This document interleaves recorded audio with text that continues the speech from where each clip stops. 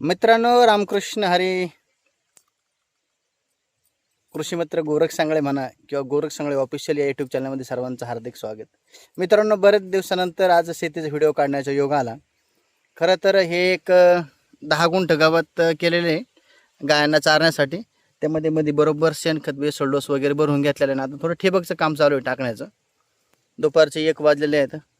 आमच्या मंडळीला सहज भूक लागली होती.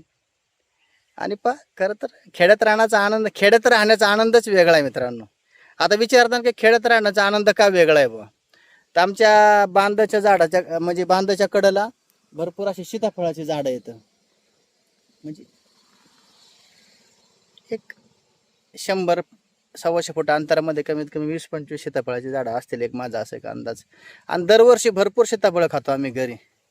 ते पण कसल्याही प्रकारचा केमिकल डोस वापरणार नाही, अगदी आयुर्वेदिक पद्धतीची म्हणलं तरी काही अडचण नाही. आणि एक सहज मंडळीला आमच्या कोमलला भूक लागली आणि पाव सीताफळ आहे का एखादं पिकलेलं.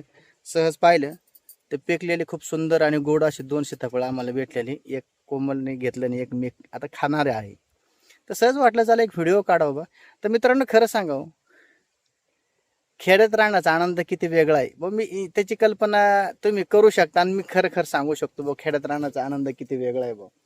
आणि जर मी आता ह्याच ठिकाणी जर शहरात राहिलो असताना जर काही फळ खाण्याची इच्छा झाली असली, आता पलीकडे आपलं 1-1.5 एकर प्लॉटचा डाळिंबा सुद्धा प्लॉट आहे. आणि त्या दिवशी सहज डाळिंबाला बेसलोच भरताना सुद्धा भूक लागली दुपारा. हे फोडले डाळिंब खाल्ले, आनंद खूप वेगळाच वाटला मित्रांनो. खेड्याकडे चाला तर खरं आज त्या गोष्टीची मला आठवण झाली की खरंच खेड्याकडचं जीवन किती सुंदर आहे. आणि विशेष जर केलं तर खेड्यामध्ये प्रत्येक मोसमला वेगवेगळ्या, आता सीताफळाचा मोसम गेला की पुढे लगेच रामफळं येतील.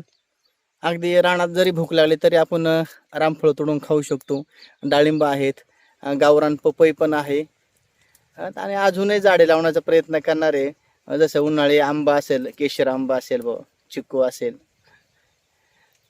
तर मित्रांनो, व्हिडिओ कसा वाटला नक्कीच सांगा. धन्यवाद. रामकृष्ण हरी. आणि कधीतरी खेड्यात, शहरातल्या मित्रांना सांगतो, कधीतरी खेड्यात येऊन खेड्यातलाही कधीतरी आनंद घेत जा. ओके, धन्यवाद. रामकृष्ण हरी.